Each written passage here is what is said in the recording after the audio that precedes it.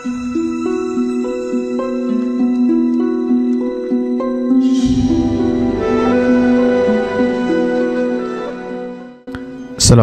warahmatullahi wabarakatuh. Sahabat tafsir Quran dirahmati Allah Subhanahu wa taala. Alhamdulillah, pagi hari ini kita masih diberikan nikmat iman dan Islam. Alhamdulillah atas nikmat turunnya Al-Quran.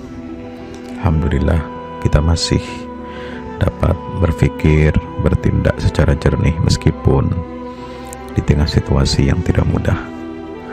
Melanjutkan kajian tentang kisah Nabi Yusuf alaihissalam yang sudah 4 episode ya kami sampaikan kepada semua sahabat tafsir Quran dirahmati Allah. Maka salah satu episode itu adalah diantaranya bagaimana penjara yang dimasuki oleh Yusuf. Penjara itu adalah simbol ya keterkekangan. Justru penjara yang mengekang itu adalah ujungnya membebaskan.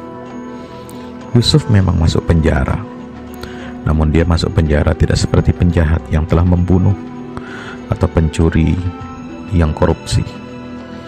Ia dijebloskan ke dalam penjara sebagai korban yang teraniaya oleh keputusan pengadilan yang tidak adil. Yusuf menyerahkan dirinya, memohon perlindungan dan kasih sayang Allah Subhanahu wa taala. Rabbis sijnu ahabbu ilayya mimma yad'unani ilaihi. Yusuf berkata, wahai Tuhanku, penjara lebih aku sukai ketimbang apa yang mereka serukan kepadaku untuk aku lakukan. Yusuf menjalani hukuman penjara dengan hati yang lapang, jiwa yang damai dan hati yang tentram. Kegelapan penjara dan pedihnya siksa yang akan ditimpakan ke dalamnya jauh lebih ringan dibandingkan dengan fitnah dan kekejian yang akan ia rasakan jika mengikuti kemauan para wanita itu. Ia lebih suka di penjara dibandingkan harus melawan persekongkolan mereka. Penjara tidak akan membuatnya merasa rugi sedikit pun. Dia tidak pernah merasa takut atau khawatir meskipun di dalam penjara ia akan bertemu sekelompok orang yang zalim dan jahat. Ia lebih suka hidup bersama mereka dibanding hidup terhina mengikuti kemauan Zulaiha dan komplotannya. Di dalam penjara, Yusuf telah bertekad untuk menjadi pengajar, pemberi petunjuk dan pemberi nasihat yang bisa dipercaya bagi orang-orang jahat itu, bagi narapidana. Ia berharap dapat menunjukkan jalan yang benar dan mengajak mereka kembali kepada Allah. Ia berharap dapat mencabut akar kejahatan dari hati-hati hamba yang lalai dari Allah Subhanahu wa taala. Semoga apa yang akan dilakukannya itu dapat menyucikan mereka dari sifat-sifat kotor dan meringankan beban dosa akibat kejahatan mereka. Yusuf juga sadar dia akan bertemu dengan orang-orang yang miskin dan teraniaya di dalam penjara. Kesempatan itu akan dia manfaatkan untuk melipur lara dan bergabung dengan mereka dalam penderitaannya. Yusuf merasa tenang jika memang harus hidup di dalam penjara. Keadaan itu lebih cocok dengan kepribadian dan sifat-sifatnya yang mulia. Bukankah Allah telah menjanjikan kenabian dan kerasulan kepadanya? Allah bahkan telah menjanjikan kedudukan yang istimewa di antara manusia untuk Yusuf alaihissalam. Kemuliaan macam apakah yang dapat menandingi keluhuran seperti itu? Keagungan seperti apa yang bisa mengungguli kedudukannya yang mulia itu? Menyadari semua kebaikan dan manfaat yang akan dia peroleh di dalam penjara, hati Yusuf menjadi lebih tenang dan tentram.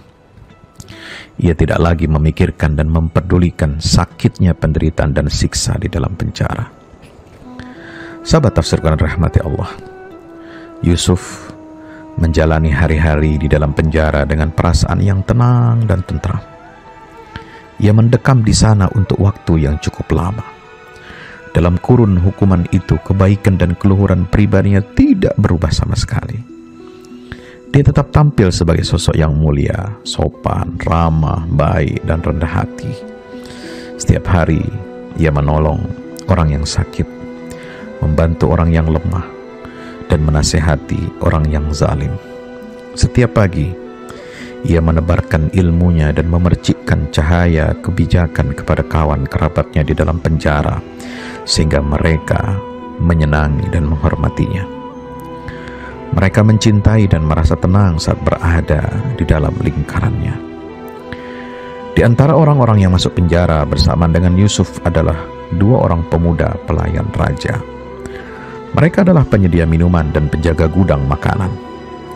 Sebagaimana Yusuf, mereka juga merasakan sedih perih di dalam penjara dan menanggung kehinaan sebagai tahanan. Namun, suatu malam, kedua orang itu bermimpi. Mereka melihat sesuatu yang menggelisahkan dan mengusik ketenangan. Keduanya telah lama mengenal Yusuf sebagai orang yang bijak dan berilmu. Maka keesokan harinya mereka langsung menemui Yusuf meminta penjelasan tentang mimpi mereka, sekaligus meminta saran untuk menghadapi masalah itu. Si pelayan penyedia minuman raja bercerita, "Aku bermimpi sedang berada di sebuah kebun anggur yang teduh, subur dan menghijau. Aku memegang cangkir sang raja, lalu aku memeras tandan-tandan anggurnya ke dalam cangkir itu. Sementara si pelayan penjaga gudang makanan bertutur, aku bermimpi membawa keranjang berisi roti dan beraneka macam makanan. Kemudian aku melihat seekor burung menukik dan menyambar makanan itu. Burung itu membawanya ke tempat yang jauh. Wahai Yusuf, bisakah kau jelaskan mimpi kami itu? Sebab kami mengenal kebijakan dan keluasan ilmumu. Tolonglah dan jelaskanlah mimpi-mimpi itu kepada kami." Yusuf adalah manusia yang telah diistimewakan dan dimuliakan oleh Allah. Ia telah dipilih dan diangkat sebagai rasul yang dibebani tugas untuk menyampaikan risalahnya kepada umat manusia. Ia pun dianugerahi kemampuan dan kecakapan khusus sebagai bekal untuk menjalankan tugasnya. Allah telah perintahkan Yusuf untuk meneruskan tugas yang sebelumnya telah diemban oleh ayahnya, yakni mendakwahkan tauhid dan mengajak manusia ke jalan keimanan. Dengan sepenuh kemampuan, ia jalankan tugas itu dan berusaha menyuruh manusia ke jalan Allah. Bahkan di dalam penjara pun dia terus-menerus menasihati dan menyuruh orang untuk beribadah dan bertauhid kepada Allah Subhanahu wa Ta'ala. Subhanallah, selamat tinggal dan bergaul di dalam penjara, ia mendekati orang-orang miskin dan teraniaya sehingga mereka mencintai dan tunduk patuh kepadanya. Sedikit demi sedikit, ia dapat mengajak mereka untuk menyucikan jiwa dan bertobat kepada Allah. Kini, beberapa orang telah beralih menjadi pengikutnya sebagai orang mukmin yang tunduk kepada Allah. Mereka mendengar dan memahami dakwahnya serta siap menerima datangnya hidayah dan petunjuk Allah Subhanahu wa Ta'ala. Itulah salah satu hikmah dari Yusuf yang terpenjara, namun jiwanya merdeka, jiwanya bebas, jiwanya melanglang buana untuk mendakwahkan seruan tauhid kepada Allah Subhanahu wa Ta'ala. Penjara yang pengap, yang gelap, yang mengerangkeng, ya, tapi justru bagi Yusuf itu adalah suatu oase, suatu nikmat, satu karunia dari Allah Subhanahu wa Ta'ala untuk lebih mengenal Allah, lebih dekat kepadanya, untuk lebih bisa mengajak manusia yang tidak kenal Allah agar mereka mengenal Rabbnya Jalla Jalaluhu Subhanahu wa Ta'ala. Itulah keterampilan hamba yang harus dimiliki dalam diri kita masing-masing. Bagaimana mengubah setiap musibah menjadi anugerah. Wallahu a'lam bishawab. Kita lanjutkan di episode berikutnya. Wassalamualaikum warahmatullahi wabarakatuh.